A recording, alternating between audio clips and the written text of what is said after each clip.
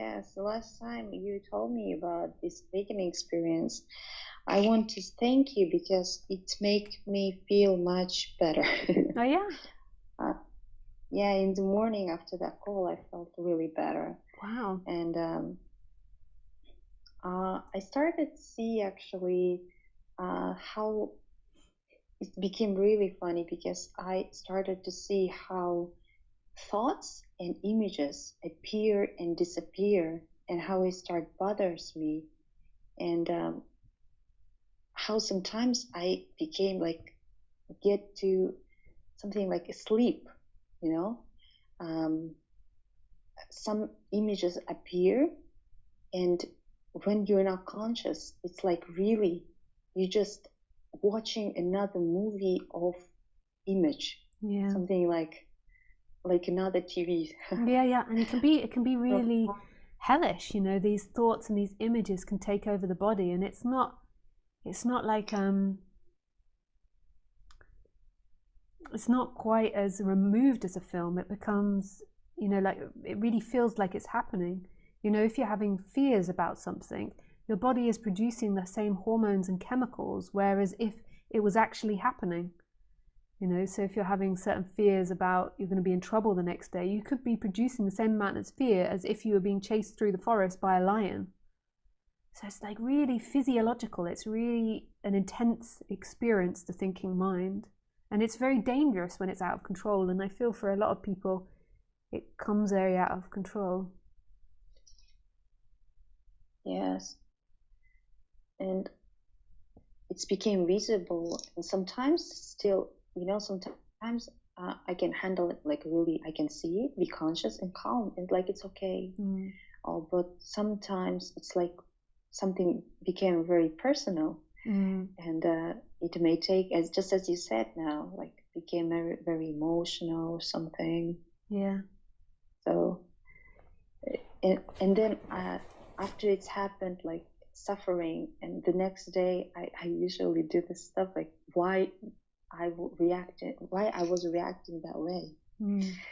And I could see that it was something that I thought that was very important at that moment. Yeah. And this is where I think that like Western psychology can come in and be helpful, because sometimes when it's really strong, you can relate it to your past and relate it to your person and your body and your experiences as to why it becomes really strong. So let me give you an example. So say if you're in a new partnership or a new relationship and they don't respond to your texts, or they do something which makes you feel insecure, this can bring up a lot of feelings and a lot of thoughts, and so there might not be an ability to see that they're an experience happening and they're not actually you. You might become really involved in that, and like lots of sensations and experiences in the body. And the reason that could be, this is just one example, is because you might have in the first few years of your life not had a very secure relationship with your parents. So therefore, when somebody in a love relationship is behaving in a way that your parents did, or not giving the attention which you think you need, it can create a lot of insecurity that go back to very primal needs. So when you were 5 years old, or 4 years old, or 3 years old, if you didn't have a safe and secure parent, then that could mean life or death. So then jump 20 years in the future, if you're having a romantic relationship and they're behaving in similar ways, it can produce the same feelings of life or death. And that can be very, very, very, very strong. It can bring up all types of feelings of shame, of guilt, of insecurity, of fear, like a desperation. And it can be so strong that you can't stop it. Not that you can really ultimately, like everything's happening, but there seems to be this ability to notice a behavior and pull back from it, because it's so strong in the body. It's such a visceral experience. Your body is telling you deep down you're going to die. And so what you can do in those situations is then go more into Western therapies to look at trauma and ways to relax that, to relate it to past experiences and relax that so that they don't come up so strongly. And so that you can, it's like slowly getting into the pool of water. So through time, you can slowly learn to detach more from them. And so therefore 5 years down the line, when you've learned all these different techniques to deal with it and to see with it and to understand what's happening in your body, then when that arises and that situation rises again, then there can be more of like, oh, this is a response, this is reaction that's happening, this isn't my truth, this isn't the truth. And there can be more an embodying of that feeling. That's just an example. Does that make sense? But reaction still happens, or it will, like, for example, in your case, do you like, I don't know even if you had any traumas, but just as an example, like you said now, yeah, and you said you will understand that this is a reaction only. So do you mean that it will be the same pattern? Yeah, most likely. Like so from my experience, because you're asking about me, I still find that my body has traumas or responses, but they've become so much more mellow over the years. So say if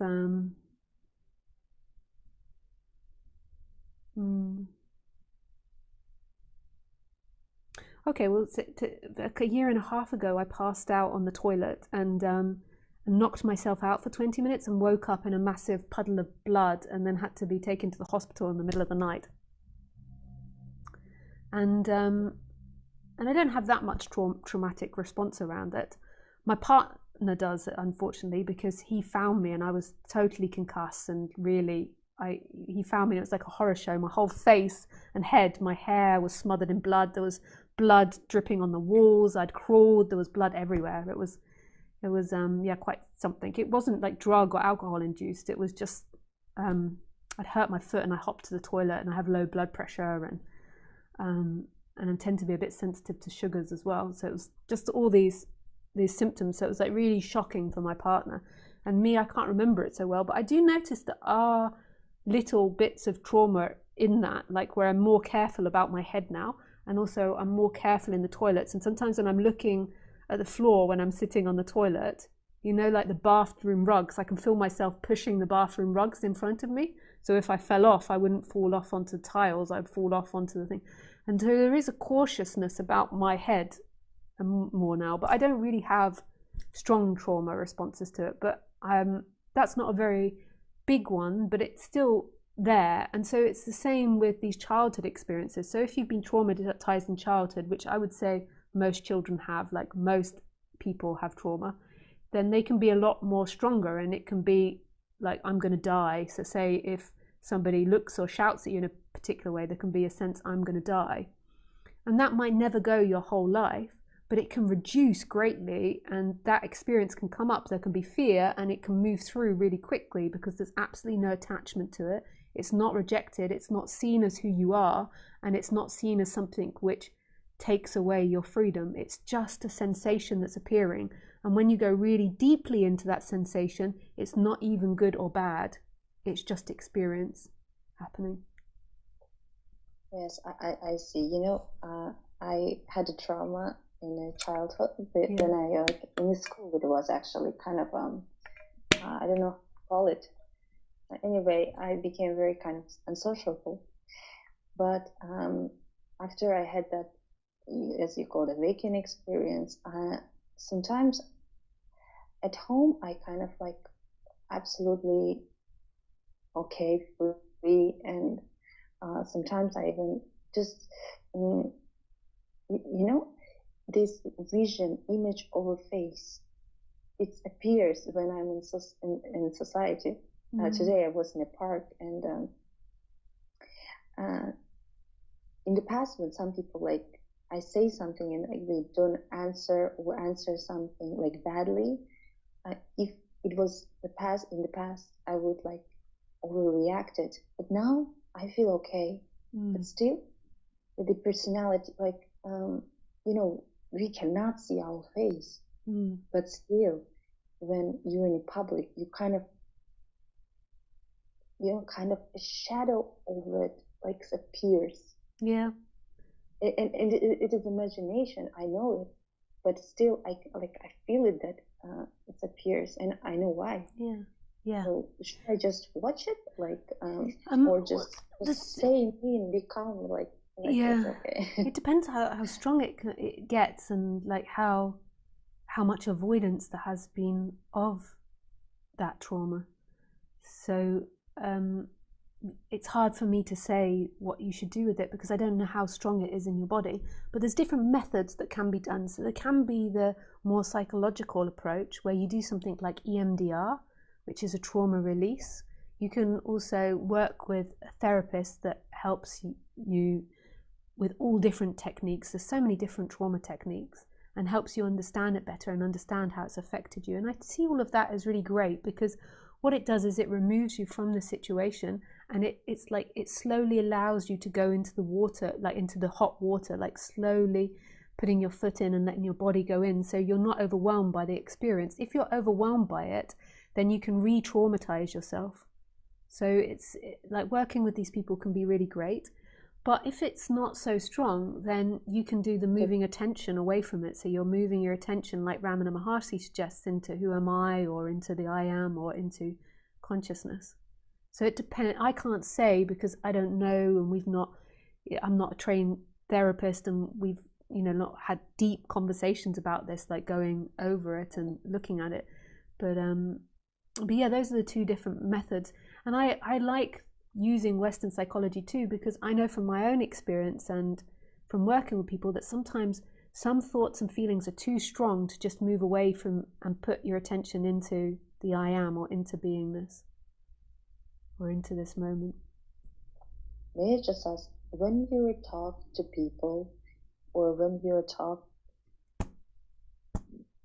do you have it like other master says, thoughts come, but it's just never like touches me?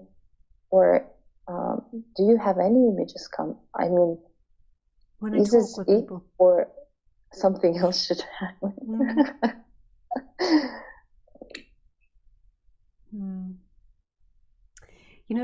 I'm not sure exactly what you mean by thoughts. Do you also mean feelings?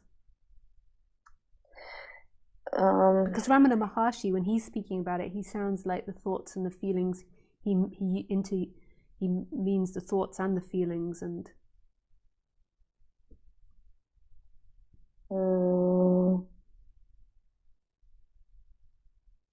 I mean, any images. Any images, yeah. I mean, that could mean feelings as well. But yes, I do. It's not yet. And I found that that's integral to socializing for me. So when I first had the awakening, I could sit there and be like without thoughts or emotions and just be really in what Ramana would say the big self. And what happened was I didn't act because there wasn't any impulse to act. So often what happened is the other person would speak for long durations of time, and after a while my body would begin to get sore, so then there might be some action. But I wouldn't really have anything to say or any preference or anything. So then I found that over time that in order to interact with this society, I needed to an extent have preferences and be attached to the body to a certain extent when interacting. Otherwise, it was just like the other person just came and took everything they wanted, because I had no desire. I didn't care if they did or didn't, and that was like really unhealthy in a dynamic. And it also most probably went back to traumas as well, like there was some trauma in there as well, but it also was because I was really blissed out. I didn't care. So the other person could sit there and speak about nonsense for 2 hours and I didn't care. And they could also sit there and be silent and I didn't care.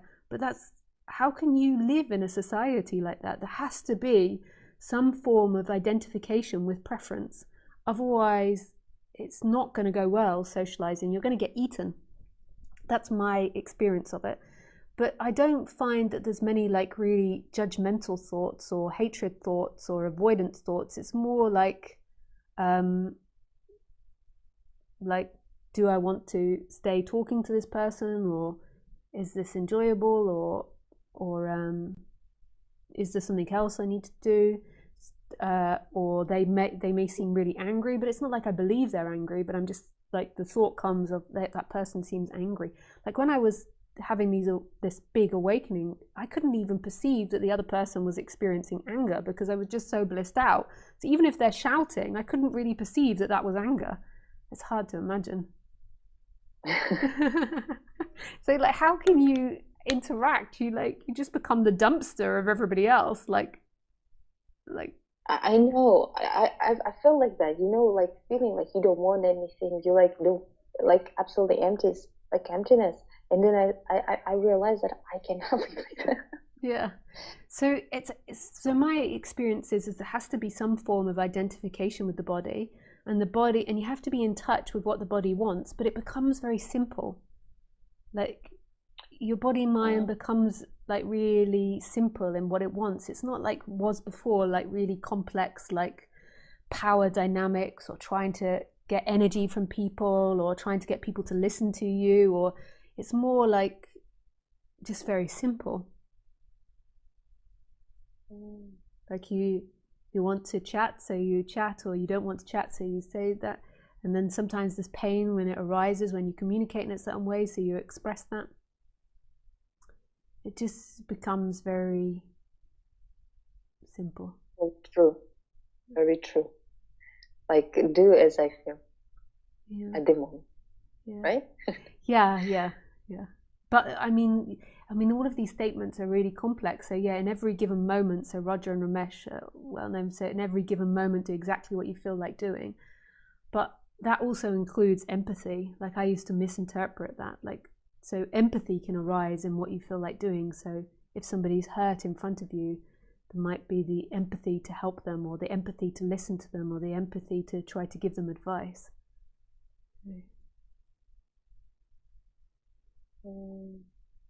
Like these statements are so big, it's hard when you're talking to groups to not make it sound like one shoe fits all, but it changes. It's kind of really beautiful in a way, like everything's always changing dependent on what it interacts with, including these thoughts and these teachings. What about the things you like? Do you have something like you like? So like, I want to do something. These thoughts come to you? Yeah, sure, yeah. I like to walk my dog, but it's just very simple. I like to play board games with my partner. I like to listen to audiobooks. I like to write. I like to speak about non-duality. I like to eat food. I like to go to the toilet. But I also like all the bits in between as well. The walking to the toilet, the cooking the food, the preparing my dog's walk stuff, washing her, getting the dirt off, cleaning up the sand after we've been for a walk, the sunlight streaming through the window.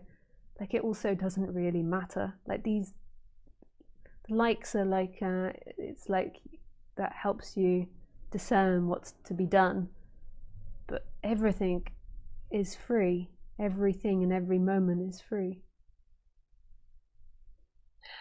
So I got it. You like, if you're doing something and someone come and interrupt, you just feel absolutely free and okay with it? Or is it something? No, not necessarily. There can be annoyance that arises if somebody comes and interrupts you.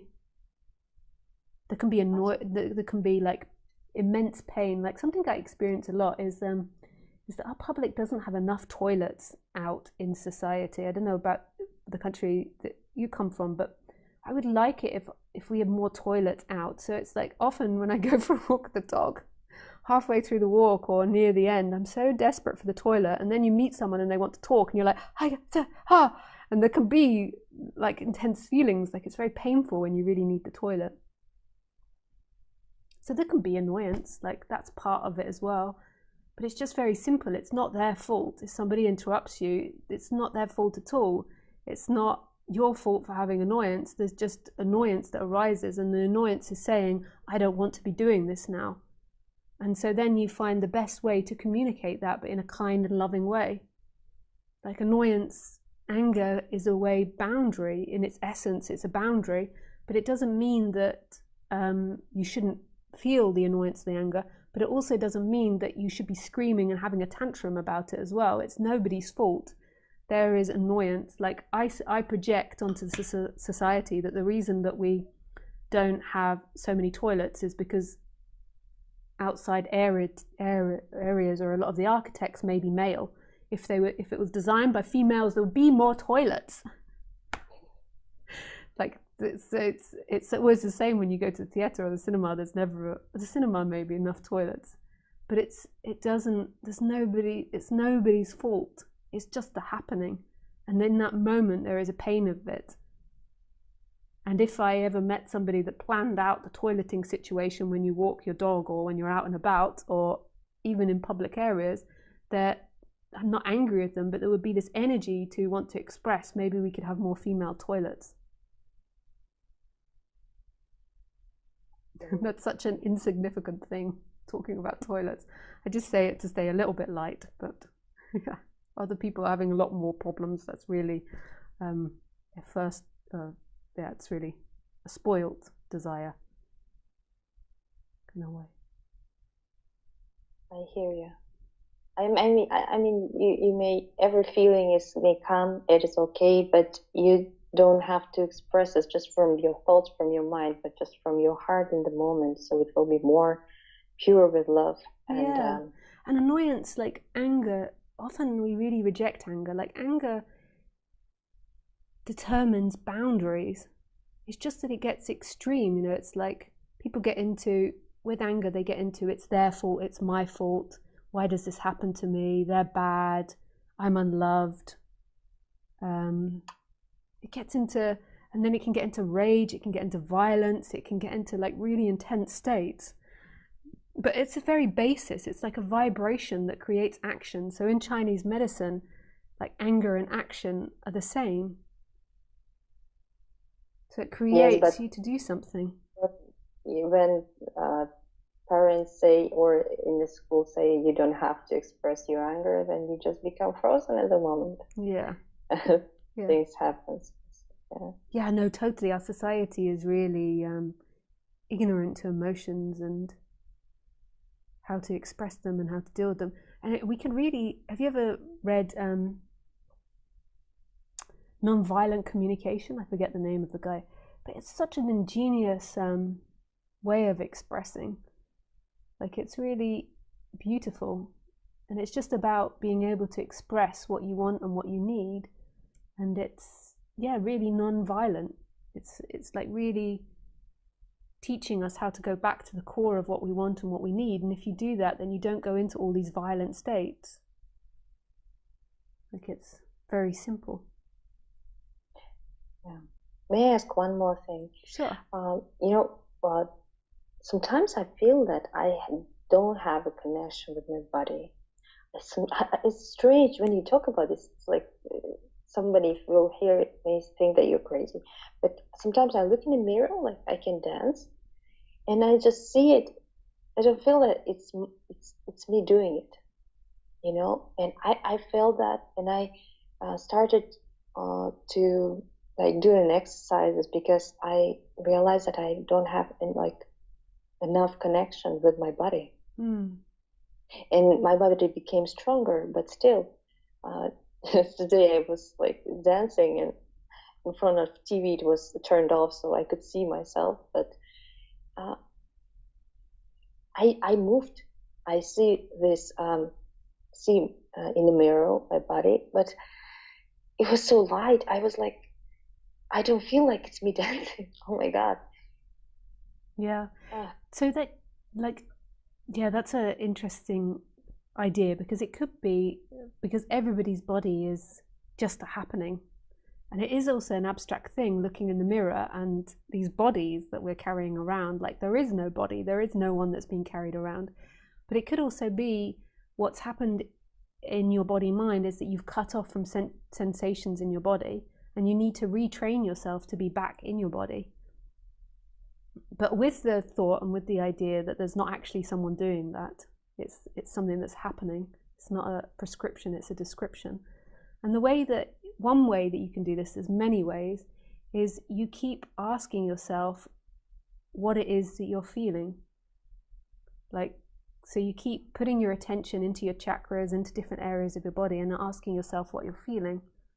So you just write it on your hand, or you write it on post-it notes around the house, like, what am I feeling now? And just practicing putting the attention more and more on the body. And it won't be instant. I'm not talking like a month's time you'll be able to feel the body, but in years' time you will. It will be huge in years if you keep every day practicing going into what's happening. And it can be as simple as, what does it feel like to have my feet on the floor?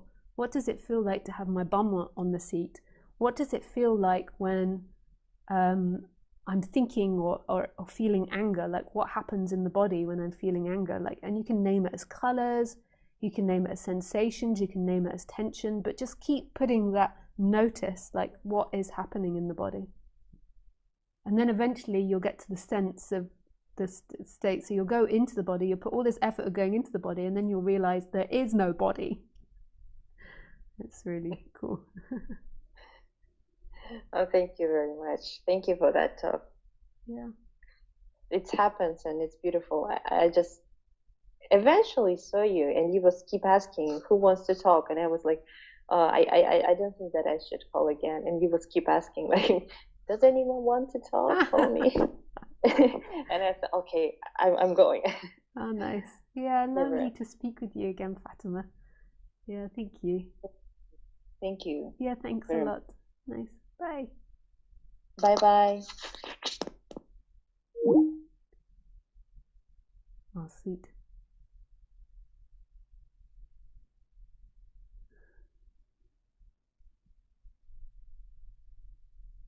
Yeah, sorry, sometimes when I bring up problems, I can be really superficial with them. Like, I was bringing up the toilet analogy to Fatima. But that's really like a spoilt desire. Like, there's so many more problems in the world, and I kind of say it to be light a little bit and to kind of joke about things, but also there's so many more problems in the world. That's really not a big problem. But it is. I do experience a lot of pain because I get to the last bit of the walk and I'm so busting for the toilet. It's painful, but that's really spoilt. Yeah, I'm really blessed in my life, like in the country I live in, and how a lot of things flow. I mean, there can be difficulties, but